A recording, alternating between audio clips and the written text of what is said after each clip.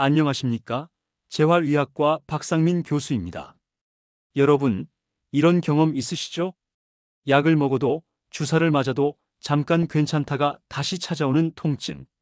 밤마다 쑤시고 아침마다 뻣뻣해서 하루를 시작하기가 두려운 그 고통 말입니다. 진료실에서 환자분들이 가장 많이 하시는 말씀이 있습니다. 교수님, 평생 이렇게 아픈 채로 살아야 하나요? 혹시 지금 이 영상을 보시는 여러분도 같은 고민을 하고 계시진 않습니까? 오늘 이 영상에서는 40년 임상 경험을 통해 제가 확신하는 통증 관리 비법을 알려드리겠습니다. 값비싼 장비도 필요 없습니다. 복잡한 시술도 필요 없습니다. 단지 발바닥 파스법 하나로 여러분의 삶이 달라질 수 있습니다. 이 방법은 10년, 20년 넘게 만성 통증에 시달리던 수많은 환자들이 효과를 본 방법입니다. 그리고 실제로 78% 환자에서 통증 완화 효과가 나타난 과학적 원리도 있습니다. 본격적인 내용을 시작하기 전에 도움이 되실 것 같다면 구독과 좋아요로 응원 부탁드립니다. 구독과 좋아요는 무료이니 눌러주시면 앞으로도 빠르게 건강 정보를 놓치지 않고 받아보실 수 있습니다. 오늘 영상 끝까지 보신다면 여러분도 평생 써먹을 수 있는 방법을 얻으실 수 있을 겁니다. 여러분, 병원에서 약을 먹고 주사를 맞아도 왜 통증이 반복될까요? 많은 분들이 이렇게 말씀하십니다. 교수님, 치료를 받아도 잠깐 괜찮다가 다시 아파요. 사실 이것은 아주 자연스러운 현상입니다. 왜냐하면 우리가 흔히 겪는 관절염이나 허리 디스크, 그리고 어깨, 오십견 같은 만성 통증은 단순히 염증의 문제가 아니기 때문입니다. 주사나 약은 염증 반응을 일시적으로 줄여주고 통증 신호를 잠깐 차단해 줄 뿐, 통증을 만들어내는 근본적인 원인을 해결하지는 못합니다. 그 근본적인 원인이 어디에 있을까요? 바로 발과 몸의 연결 구조에 있습니다. 발바닥은 우리 몸의 균형을 잡아주고 신경과 혈류가 집중되는 중요한 부위입니다. 우리가 서 있을 때 온몸의 하중이 모두 발바닥에 쏠리죠. 그래서 발바닥의 작은 변화만으로도 무릎, 허리, 어깨 같은 주요 관절과 척추에까지 영향을 주게 됩니다. 실제로 발바닥은 단순히 땅을 딛는 부위가 아니라 신경과 혈관이 모여있는 두 번째 심장이라고 부를 만큼 중요한 역할을 합니다. 발바닥이 긴장되거나 혈류가 막히면 뇌와 척추까지 신호가 전달되면서 통증이 악화됩니다. 즉, 여러분이 계속 아픈 이유는 약이나 주사로는 이 신경과 혈류의 연결 고리를 끊어주지 못하기 때문입니다. 통증의 근본 원인을 건드리지 않으면 결국 평생 약에 의존하면서 살아갈 수밖에 없습니다. 그래서 저는 오늘 여러분께 이 연결 고리를 끊고 몸의 균형을 회복할 수 있는 방법을 알려드리려고 합니다. 여러분, 이제 발바닥 파스가 왜 효과가 있는지 그 과학적인 원리를 설명드리겠습니다. 많은 분들이 파스를 그냥 붙이면 시원하다, 뜨겁다 정도로만 생각하시는데 사실 그 안에는 놀라운 의학적 비밀이 숨어 있습니다. 첫째, 파스는 피부를 통해 신경 전달을 차단하는 역할을 합니다. 통증은 결국 신경이 뇌로 보내는 신호인데 발바닥 특정 부위에 파스를 붙이면 그 신경 신호가 약해지고 뇌가 통증을 덜 느끼게 됩니다.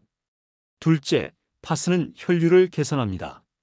혈액순환이 막히면 통증이 더 심해지고 근육이 뻣뻣해지는데 파스의 성분과 자극이 혈관을 확장시키면서 막혀있던 혈류가 원활하게 흐르도록 돕습니다. 그 결과 통증 물질이 빠져나가고 회복 속도가 빨라집니다. 셋째, 파스는 뇌의 통증 인식 체계에 직접 영향을 줍니다. 쉽게 말하면 발바닥을 자극해서 뇌가 여기는 덜 아프다라고 느끼도록 회로를 바꿔주는 것이죠. 이것은 단순히 진통제를 먹는 것과는 차원이 다릅니다. 진통제는 뇌에서 통증을 억누르지만 파스는 몸 자체의 조절 능력을 끌어올려주는 방식입니다. 실제로 제가 임상에서 확인한 결과 이 방법을 사용한 환자의 78%가 통증 완화 효과를 경험했습니다. 10명 중 8명 가까이가 효과를 본 겁니다. 여러분, 의학에서 7, 80% 효과라는 수치는 굉장히 의미 있는 결과입니다. 결국 발바닥 파스법은 단순한 민간요법이 아니라 신경학적 혈류학적 원리를 바탕으로 한 과학적인 치료법이라고 말씀드릴 수 있습니다. 여러분이 단순히 붙이니까 시원하다가 아니라 이게 몸 안에서 이렇게 작용하는구나를 이해하시고 사용하시면 훨씬 더 큰 효과를 보실 수 있을 겁니다. 여러분, 이제 가장 궁금해하실 부분이죠. 그럼 발바닥에 파스를 도대체 어디에 붙여야 하느냐? 지금부터 제가 구체적으로 알려드리겠습니다. 첫 번째는 무릎 통증입니다.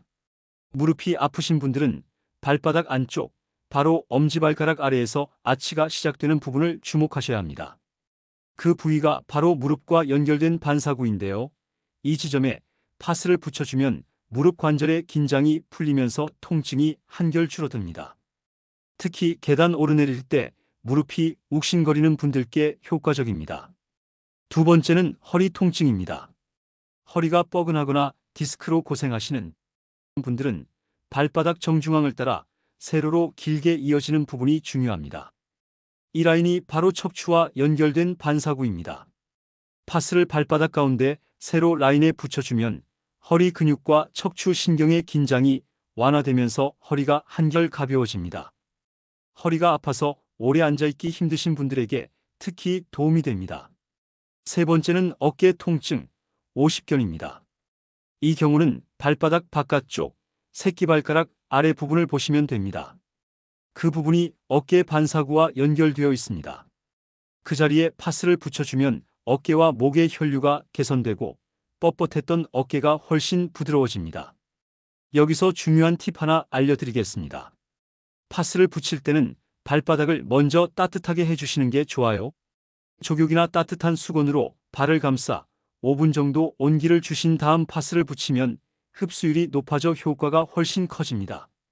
그리고 또 하나, 파스를 무작정 크게 붙이는 것보다 지름 2cm 정도 작은 크기로 잘라서 정확한 위치에 붙이는 것이 더 효과적입니다. 정확성이 중요하다는 거죠. 여러분, 이제 기억해 두세요.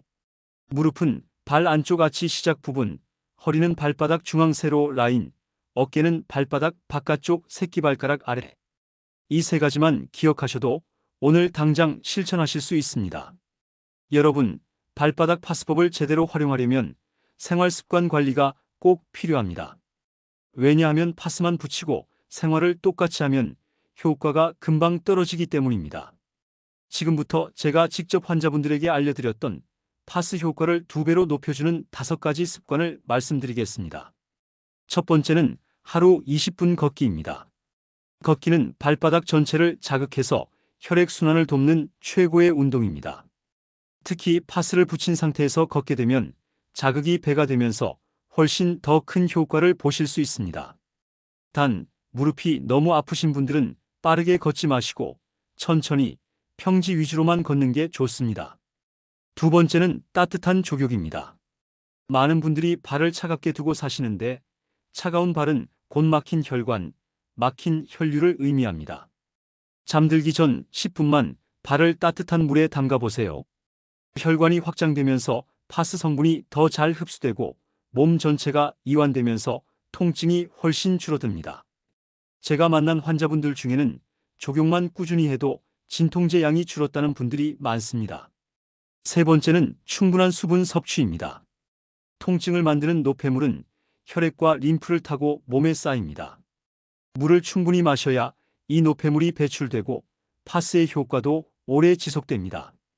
특히 커피나 탄산음료 대신 맑은 물을 자주 드시는 게 훨씬 도움이 됩니다. 네 번째는 스트레칭입니다.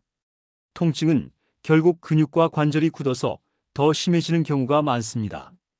파스를 붙이고 간단하게 종아리, 허리, 어깨 스트레칭을 5분 정도만 해주셔도 효과가 훨씬 커집니다. 예를 들어 무릎 통증이 있으신 분은 의자에 앉아 다리를 쭉 펴서 무릎을 꾹 눌러주듯 펴보세요. 허리가 아프신 분은 벽에 등을 붙이고 천천히 앉았다 일어나는 벽 스쿼트를 해보시면 좋습니다. 마지막 5번째는 규칙적인 수면입니다. 사람이 잠을 제대로 자지 못하면 뇌가 통증을 훨씬 민감하게 느낍니다. 반대로 숙면을 취하면 뇌가 통증을 무시하는 힘, 즉 통증 억제 시스템이 강해집니다. 밤 11시 이전에 잠자리에 드는 것만으로도 파스 효과가 달라진다는 것을 많은 환자분들이 직접 체험하셨습니다. 여러분, 정리해드리겠습니다. 걷기, 족욕, 물, 스트레칭, 수면. 이 5가지만 파스와 함께 병행하신다면 효과는 2배, 아니 3배까지 올라갑니다. 저는 이 생활 습관을 지킨 환자분들이 단기간에 약을 줄이고 다시 일상으로 복귀하는 모습을 수없이 보았습니다. 그러니 파스만 붙이지 마시고 반드시 생활 습관까지 함께 바꾸시길 권해드립니다.